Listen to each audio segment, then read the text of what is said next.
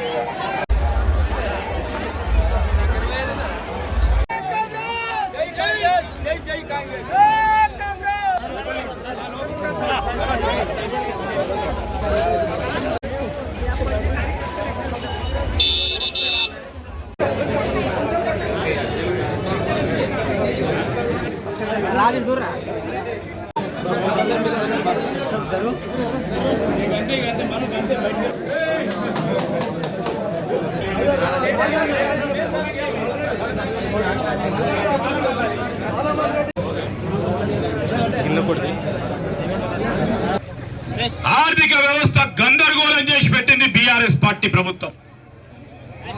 ఆ తరుణంలో ఆర్థిక వ్యవస్థను దారిలో పెట్టే ప్రయత్న భాగంలోనే ఏదేమైనా మీకు 200 యూనిట్ల కరెంటు ఫ్రీ గాని, 500 రూపాయలకే సిలిండర్ గాని, ఫ్రీ బస్సు గాని, 10 లక్షల రూపాయల ఆరోగ్యశ్రీ గాని, 5 లక్షల ఇంద్రమ్మ ఇల్లు, ఇంత ఇబ్బంది ఉన్నా ఆర్థిక వ్యవస్థను గాడిలో పెట్టే కార్యక్రమం చేస్తూ ముందుకు నడుస్తా ఉన్నాం. ముఖ్యమంత్రి రేవంత్ రెడ్డి గారు, నేను మా సహచర మంత్రివర్గ సోదరులు సోదరిమణులందరూ కూడా ఈరోజు ప్రజలకిచ్చిన 6 గ్యారంటీ పథకాలని అమలు చేస్తాం. 6 100 అయినా 106 అయినా తప్పకుండా ఈ 6 గ్యారంటీలు అమలు చేసి మళ్ళా తిరిగి 2028 సంవత్సరంలో నేను మీ దగ్గరికి ఎన్నికల పరంగా ఓటు అడగడానికి రావచ్చినప్పుడు ఏమయ్యా 6 గ్యారంటీలు అమలు చేస్తాము, చేసి మిమ్మల్ని ఓటు అడిగే కార్యక్రమం చేస్తామని మీ అందరికీ మనవి చేస్తా ఉన్నాం. ఈ సందర్భంలో మీ అందరికీ కూడా చెప్పదలుచుకున్నాం, కాంగ్రెస్ పార్టీ పార్లమెంట్ ఎన్నికలకు సంబంధించి రాహుల్ గాంధీ గారిని ప్రధానమంత్రిగా చేయాలి. 2 మార్లు బీజేపీ ఉంది. మొత్తం చదువుకున్న యువతకి ప్రతి సంవత్సరం 2 కోట్ల ఉద్యోగాలు ఇస్తామని చెప్పారు. ఎవరు? మోడీ గారు. దానికి పూర్తి స్థాయిలో మద్దతు పలికింది బీఆర్ఎస్ పార్టీ.